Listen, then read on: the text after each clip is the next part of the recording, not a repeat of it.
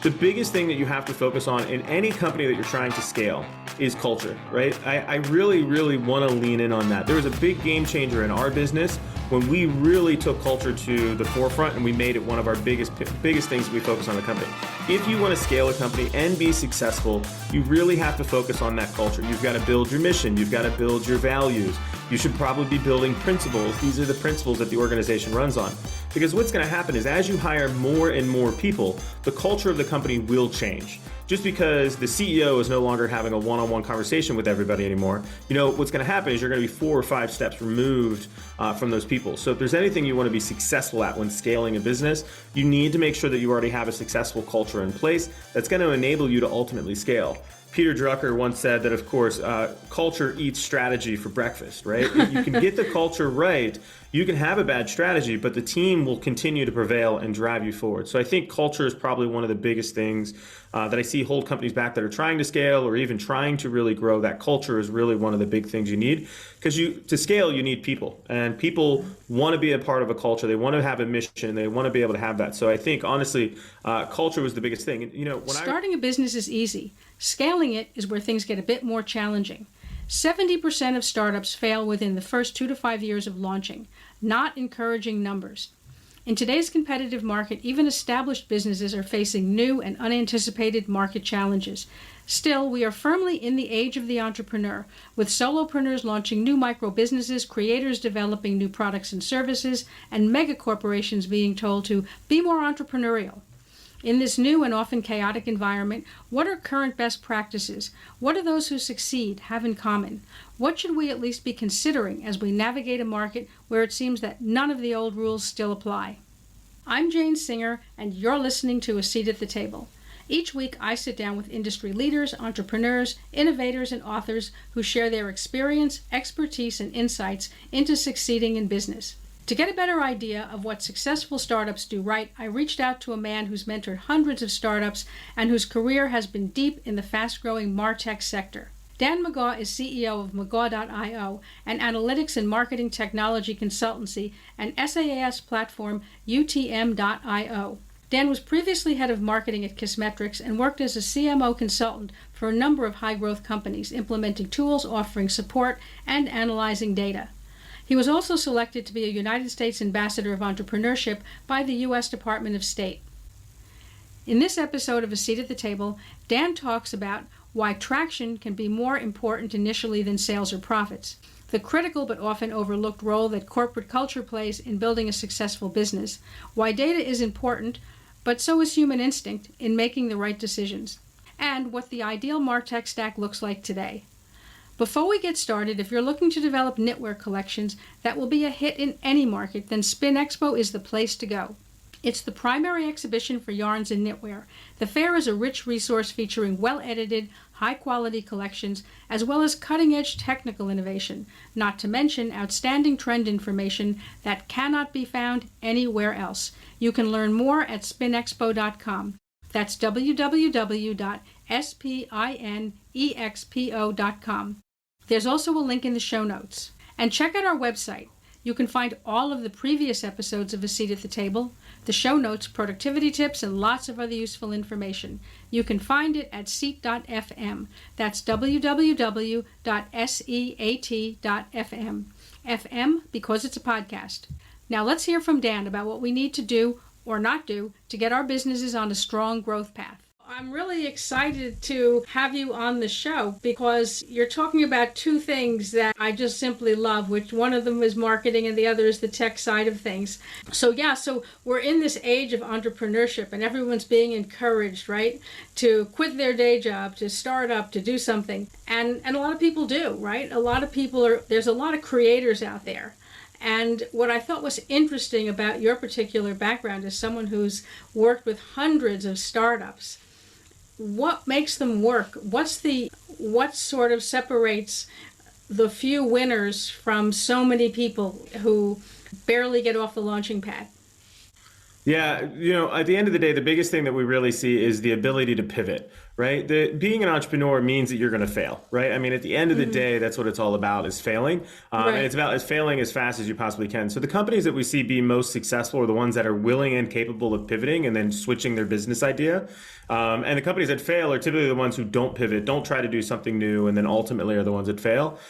So at the end of the day, I would have to say the commonality that I see across many companies that are most successful is the ability to pivot when they need to, the ability to change their path and be able to do something else. Those are the companies that are going to typically be most successful. I mean, don't get me wrong, companies like Google started out with a search engine, right? And that search engine was really successful and it has continued to make their business grow. I don't think Google was ever heads down focused on how do we monetize this by having ads, right? Don't get me wrong. That was their innovation. That was their pivot to make money. However, that wasn't necessarily the primary focus, right? It was on search. So, but a lot of companies that you see ultimately fail, they failed because they couldn't pivot into something else. And it's those entrepreneurs that can really pivot that ultimately are the ones that are successful.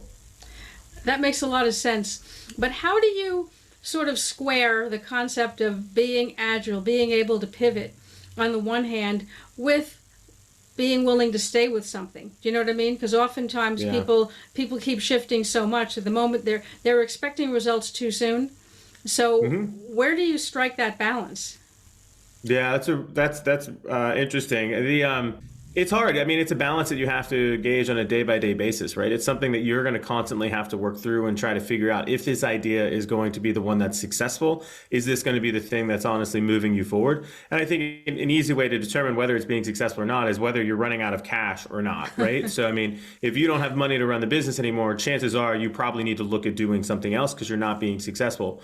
But I will say, there are startups that, take a really, really long time to grow, to make them ultimately successful. I mean, I'm in one of those industries myself. I'm in the consulting services business, which is not scalable, right? Like, it's extremely hard to scale. It's extremely difficult. And it's one of those businesses where if you want to be successful, you want to be one of the big players, your timeline is much longer. You're talking 20, 30 years to be successful. So there are definitely times that I've considered pivoting, right? Because it's not growing fast enough. But we have a very successful business at Magad.io, so we're not gonna pivot out of that, right? It drives revenue, it drives healthy profit, so like we're gonna keep that business. We just might get involved with something else as well. So I think it's a hard decision for companies to know when to pivot, but I think the easiest way to look at it is like, hey, do I have cash to keep doing what I'm doing, or do I have the determination to do what I keep doing? Because at the end of the day, when you fail, some people are better at failure than others, and if you can continue to slog it out and not quit, you can turn a fledgling idea into a really, really good business.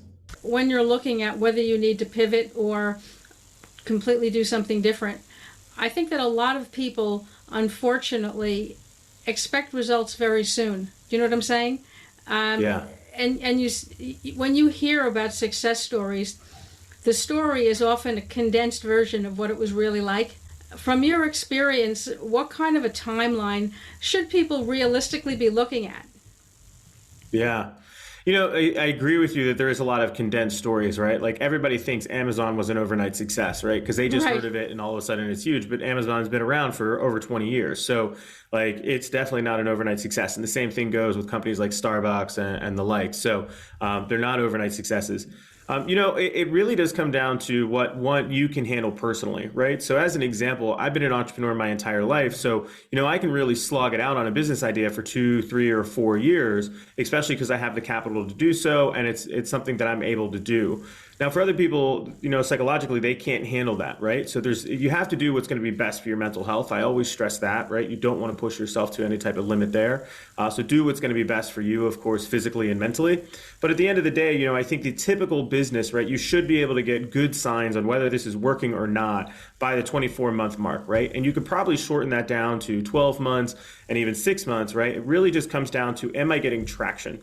I think a lot of people, going back to your point where a lot of people have too high of expectations, they think they're going to be the next Facebook, and they only think about Facebook in the days of when it was on MSNBC and CBS and Fox News, right? That's all they ever think about Facebook.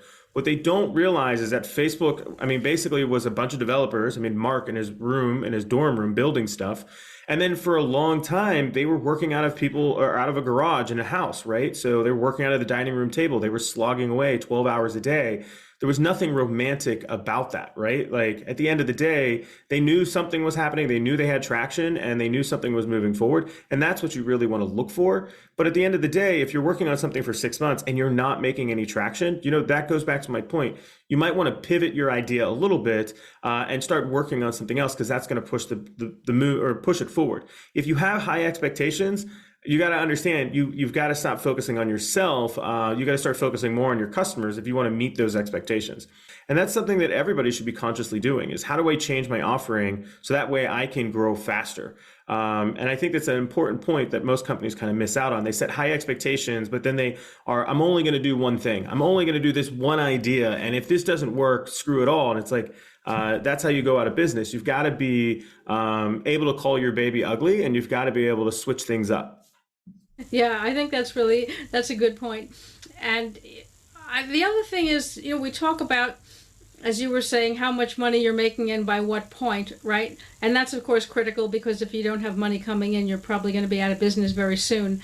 But yet, when you look at a lot of the businesses that have become huge successes, money was not initially part of the equation, or not in a big way, right? Facebook for a very long time was just being Facebook. And I think, I mean, obviously I didn't work there, so I don't know their whole story, but I think they came into the whole idea of advertising on Facebook, and the monetization came in much, much, much later. And I think that was pretty much the same with Google, and maybe to some extent with the early days of Steve Jobs at Apple and so on and so forth. The people who developed these great things were just focused on developing something great and customer or end user satisfaction. How do you see that nowadays balancing out? Yeah. At the end of the day, if you're not making your customer happy, what are you doing, right? I mean, I think when you talk about any of those use cases, there is obviously a focus and an obsession around how do we create a better product, how do we create a better experience, or how do we create a new experience? I mean, what Facebook had done was not the first social network out there. I mean, bulletin boards have been around for a long time. People have been talking on the internet for a long time. They just had a different way of doing it. And while they weren't making money in the beginning stages of it because they hadn't fully launched a product, they did have traction, right? They were gaining thousands and thousands of users, and there's definitely metrics that you should be looking at. And that's one reason why I think traction is so important, because there's definitely two different types of businesses. There's businesses that become self-run bootstrap companies that typically grow slower because they only grow off of revenues. And then there's companies that either use some sort of debt financing, capital financing, venture capital to grow their business. You're not going to start the next social media company with a bootstrap company, right? That's going to be extremely, extremely hard in most cases, because the amount of users you need on a free basis is astronomical, right? For you to be able to get to that point. But on the flip side, right, if you have VC capital, all you need is traction, right? VCs are not looking for revenue only in a company. They're looking for growth and revenue opportunity in the future. So, I think you have to look at it from that kind of setup and knowing what type of business you're going to be. Because as an example, with my company, I have multiple companies, right? We have Magala.io, we have UTM.io. UTM is our SaaS product. We're funding that out of the profits that we have from Magala.io. UTM.io is now profitable, right? So that business has its own traction, is moving forward. But how do we know any of this was successful, right? People were paying us money, right? We're bootstrapped. We have no intention of raising funds. We have done debt financing, and that's a path for us. But that, at the end of the day, the only reason why we could do one or the other is because we knew we had good traction. We knew we had good momentum and things like that. So figure out what your traction is. Like, what does traction mean for your company? Is that revenue? Is that users? What is that? And then lean in on that one specific metric. And then, of course, drive that metric as much as you can. And then choose your path, right? Either you're going to be bootstrapped or you're going to go raise money. So I think that's a simplified but also complicated way to answer the question. I think it's a good answer, and I think that it clarifies for people that there are basically two directions, because I think a lot of people aren't really sure about that. That's sort of a murky area. People are focused on either they're 100% focused on creating, but nobody's out there selling it. Or you have people who are just selling like mad and nobody's really thinking about whether there's any user experience or value. So, I think you've clarified that quite well. Thanks. So another point that you brought up, and I think this is where a lot of people get stuck, they create something, right? They start a company, they have a vision, maybe they sell a certain amount, But then you get to that point where you have to scale. So you have some people who've purchased, so I guess that's a little bit of a proof of concept. But then the next thing is, now how do we scale? So you've had vast experience with that. So share a little bit about what you're seeing and what you think is the way to go. Scaling is one of the hardest things that you can definitely do as an organization. It's extremely daunting, it's overwhelming, and there's a lot of things moving around. So you really, scaling a business can be really, really difficult, and the scale for every type of business is going to be different as well. I mean, for a company like, we'll just use Google going back to their example, for a company like that to scale is definitely much easier because there's a software component which is scalable, right? So if you have a software business, it is much easier for you to hire people because they're doing mainly one job in many cases, and it's really, really simple, straightforward, and the product is ultimately what is scalable. We just attach people to it. So, when you're thinking about a SaaS company or something to that effect, it can be much easier to scale because the actual jobs that you can hire for are much, much, much, much easier. However, counter to that, of course, is service-based businesses. So if you are in a service-based business like myself doing consulting or anything like that, hiring consultants is extremely hard, right? And it takes a long time. So scaling has a different multiple. So our objective to scale, right, is 50 to 100% revenue and headcount growth every single year. Meanwhile, with my SaaS company or even my SaaS clients, the target is usually 200%, 300% growth year over year. So you have to remember that there is different types of scaling out a company because different companies have limitations on what they can scale. The biggest thing that you have to focus on in any company that you're trying to scale is culture, right? I really, really want to lean in on that. There was a big game changer in our business when we really took culture to the forefront and we made it one of our biggest things that we focus on in a company.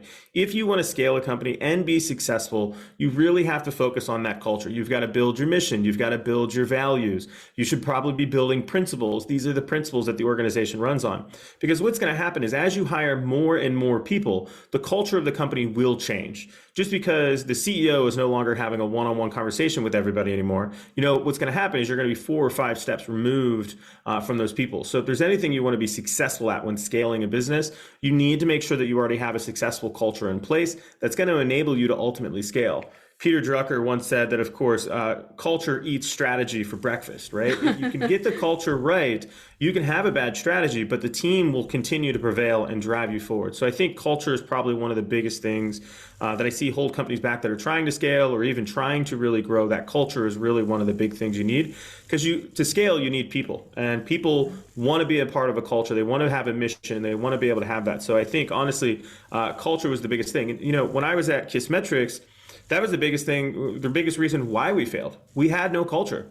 There was nothing holding us all together. We were all just doing different things. Each department had their own cultures, and they had no culture. And that was one of the reasons why we imploded. I mean, we went from 20 employees to 80 employees in a matter of a year and a half. Wow. And grew the company really quickly, which was great. But there was no culture keeping us all together. We had leadership problems. We had all kinds of issues. And at the end of the day, that really set the company back. And they never really solved that problem. And that prevented them ultimately from scaling and also basically put them out of business. Right. Yeah, that's a really important point. And oftentimes the guy who had the vision to start the company probably isn't always the guy, right, who has the capabilities to create that culture. Now, getting more into the technical side of marketing, and I think that that's one of your areas of expertise. And it's interesting because we all know the importance of marketing, and we all know that there's a lot of tech solutions that have come on board in recent years. But I think very few people understand how to bring the two together, what they need, how to make it work. So I know you have a depth of experience in that. And I think you have spoken many times on how to sort of bring forward an Amazon-like experience, an automated type experience, even if you're not Amazon. Can you talk about that a bit? Yeah, at the end of the day, any company can really, Amazon really set the game in regards to a lot of personalization and marketing for a long time.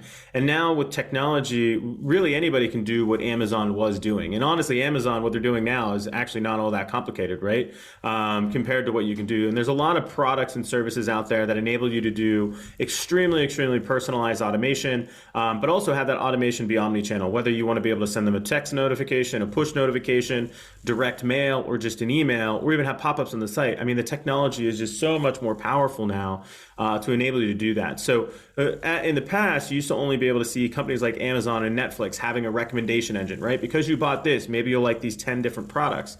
That's much easier nowadays because the marketing automation tools have this built into what they do. But there's a lot of platforms out there that enable this really highly personalized. One of my personal favorites, I feature them in my book, is called Autopilot. I think marketing automation has really changed over the last 5 years, and you have to start using some of these newer tools to really keep up with the competition.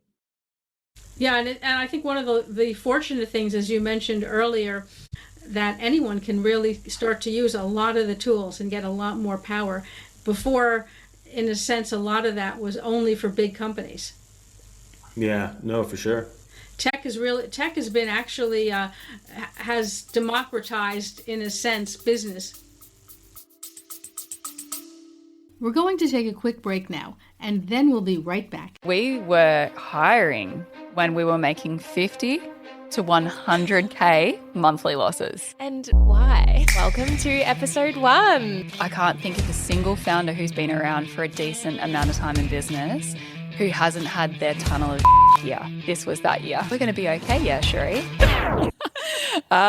Some are going to hear this and think, you TDP. But hear me out. You only have to do the math to understand that very soon we were $500,000 down. Yeah, for sure. You know, the barrier to entry has come down dramatically over the past 20 years. I definitely would agree. You know, when I started my first company back in 1998, right, the barrier to entry was not extremely high, but it was very difficult to get into it because building a website was much harder. Sending mass email was much harder. Everything about it was much harder. Today, I mean, you can start a business in a matter of 2 days, right? You can be up and running. You can be taking payments. You can do all that stuff. So I agree with you. It's much easier to start a company now than it ever was. Yeah, the tech is certainly more affordable. You don't need the huge capital outlay that you used to need. So talking about the technology, there's a lot of it out there, and a lot of it's affordable. But you got to pick and choose because sometimes you can, sort of get lost in the tech, so to speak. And I'm guilty of that as well. I love each new thing that comes out. Can't wait to get my hands on it. But from your point of view, what do people basically need? How do they make that short list and not get caught up in, each bright, shiny object? Yeah, shiny object syndrome is definitely alive and real. And it's difficult, especially when there's 9,000 different marketing technology tools out there, right? Like, how do you know what to choose? At the end of the day, the biggest thing that you need to focus on first is, of course, what is going to be my marketing automation tool? I mean, at the end of the day, you need to be able to collect your customers' information, store it in something, and you need to be able to communicate with them after the fact. So that is really where marketing automation comes into play. If you're in a B2C business, you can get away with using a product like MailChimp. ActiveCampaign has a lot of really good features in it. There's the modern tools out there like Customer.io, Klaviyo. I mentioned Autopilot. And there's a lot of different tools out there that can help you accomplish that. And, marketing automation is a broad space. I could probably name on 50 other competitors in marketing automation, but you do want to make sure that you have the ability to email. Hopefully you have the ability to text that person. Those would be two ones that are really big. And if you have a mobile app, of course, you need to be able to send push notifications. So I say one of the big ones you have to have is marketing automation. Secondary to that, you definitely want to make sure that you have good analytics. You want to make sure that you have good measurement to be able to measure whatever is going on. Google Analytics is definitely going to get you started, but I would highly recommend checking out products like Mixpanel or Amplitude or even Kissmetrics. Those are more behavioral analytics, so they're known as eventing analytics. So basically, they can track the behavior of the customer. But the big difference is Google Analytics tracks traffic, and then these products are going to track the behavior. So you're going to use them in tandem together. And then Google Analytics is always anonymous data. You have no idea who is doing what. But with Amplitude and Mixpanel, you know exactly who's doing it. You're actually able to save those user records, report on things like lifetime value, monthly recurring revenue, things like that. So much better. And then if you're in the B2B business, you have to have a CRM, right? So hopefully it's connected to your automation tool, but you need to have a CRM. Really popular common ones, Salesforce, HubSpot, things like that. But there's also really very kind of easier to use CRMs like Pipedrive, Close.io that make this a lot easier for smaller teams. But those are the three things that you really have to have. Don't get me wrong, I would say a website because that is your most critical marketing technology in general. But I think that one's kind of a given, but marketing automation, analytics, and CRM are probably the three most important tools you need. And if you want to see how to connect these tools, I would recommend getting a copy of my book, Build Cool Shit. I wrote a book last year on how do you build the modern tech stack. Wow. Because over the last 5 years, we left the traditional stack behind, and the modern stack is really coming into play. And if you don't know how to build a modern stack, your competitors are going to eat your dog food. So what I'd love to do is give everybody listening a free copy of my book. Is that cool with you, Jane? Oh, absolutely. I think people would love that. And yeah, so we'll put the link or whatever we need to do in the show notes. Yeah, no, of course. Actually, what I'd love to do, and let's show you how this automation works, because I think the proof is in the pudding, right? So what I want you to do is pull out your cell phone, right? All you're going to have to do is go to your text messages, and you're going to text this number, the word MarTech, so MarTech. Make sure spell check doesn't mess up the word before you send it. But the phone number is going to be 415-915-9011. I'll say it again, 415-915-9011. Just text it the word MarTech, and that our text bot, which is integrated through Autopilot, will actually collect all of your information. It will save it in our CRM and everything, and then it'll also set you up to be able to get a free copy of the book. If you're in the United States, we'll ship a book directly to you, and then if you're not in the United States, we'll have a PDF sent to you just because it's easier that way. Yeah. But this will give you an idea of what real modern marketing automation looks like and what your customers really want to see. This is the type of marketing automation you should be able to do with whatever stack you build. Cool. I mean, there you can actually then, in a sense, right, by texting you and using that, you're actually experiencing that side of your marketing tech stack. Yep, absolutely. Yeah. And that's, these experiences are going to be the things that your customers want to have and what they want to experience. It's going to be that extra wow factor for them in many cases. And once you experience a texting bot, you'll be like, this is cool, right? If your customers are able to do that too, they're really going to gravitate much more to you. So we always recommend to kind of push those limits and try to test new things like this. Yeah, I think that's fabulous. And I think that it's one of the things that a lot of people, particularly in B2B, overlook. And even in B2C, we often don't think about that either. I mean, granted, there is a lot of different marketing opportunities out there, and sometimes people aren't sure which one, to do first, so to speak. But, getting back to the data side of things, I mean, on the one hand, today we can collect a huge amount of data, right? The tools really give us a lot. What out of all of that do you start with analyzing? I mean, obviously, if you have a big team, you can analyze everything. But if you don't have that, where do you start? What do you start focusing on first? And then what would you make your second priority and so forth? Yeah, it all comes down to what is your strategy and what are your objectives, right? So whatever your objectives are, you need to start backing out of those things. So naturally, everybody's objective is to grow revenue, but you have to then start asking the questions. Well, how do we actually make revenue? What are the leading indicators that we're getting revenue? What are the lagging indicators that we're getting revenue? Things like that, and you're going to want to back out of that. So, and many times when you're thinking about the data and the reporting and things like that, the first thing you want to start with is understanding your funnel, right? People come to my homepage, they go to the contact page, things like that. You really want to make sure that you have your funnels built out, you have an understanding of your funnels. You're definitely going to start with your KPIs, right? So you want to make sure that you're tracking your revenue, your conversion rates. If you're a SaaS business, your MRR, your churn, things like that. And there's luckily products out there like Chart Mogul and things like that that are going to make that much, much easier for you to just basically plug and play and be able to get that data. But if you are working with a lot of data, right, and you have a not a sophisticated marketing department or anything like that, but you would say you're maybe intermediate or anything like that, I would really stay focused on those funnel reports, which would be really, really big for you. You want to understand your first touch and last touch attribution. Where is the customer coming from? What is their first touch point? What is their last touch point? And then as you get more and more sophisticated, what you want to start doing is looking at a multi-touch attribution model. So that way you can understand how do all of these channels play together and which channels are working, which channels are not. And multi-touch attribution is going to be the thing that really, really helps you kind of push that apart. But what we always advise companies to do is, take your tools, connect them to a Redshift database or S3 bucket, whatever, dump all of your data and constantly just be saving the data. While you may not be using it today, it's going to be helpful to have that data in 6 months or a year from now, so that way you can run analysis. So it is going to be important to save the data, even though you're not going to be using it. but I'm not telling you to track every single thing. I think most companies go overkill with their tracking. You've got to have a healthy balance of being able to track everything without being crazy with the tracking, because bad unstructured data is bad unstructured data. So you want to make sure that you at least have good data that you're saving. Yeah, I think that's really important, because I think that on the one hand, you do have people who don't think about data at all, and then you have other people, like you were saying, who are just get lost in the data, so to speak, and you start to lose perspective. So just one last question, and that is, we've been focusing on data, but where do you see in a modern, tech-driven organization, gut instinct come in? I mean, is that still a factor? That sort of sense of things that the old time great guys used to have, where they would just have a vision or a sense of something, even though the data might not have supported it. How do you see that playing into it? Yeah, for sure. I worked on a campaign with Mixpanel, a really big analytics company out there. And one of the things that they had talked about is trying to get us away from being data-driven and being data-informed. Because data-driven means you just let the data drive you, right? But data-informed means that we're taking the data and then we're building our own hypothesis on top of that data using our own instincts. At the end of the day, you can't replace my 20 years of experience with one dashboard, right? You just can't do that. So my intuition and my understanding of other humans is extremely, extremely important.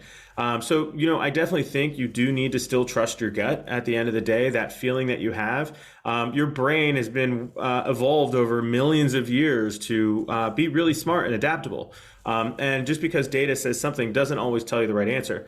Now, I will say this, you have to be prepared that if your gut instinct tells you to do one thing and it fails, you need to be able to pivot, right? You have to be able to move quickly. This happens all the time. I mean, our business is focused on, for a large set of our clients, we do what's known as conversion rate optimization. So our job is to convert as many customers throughout that entire funnel.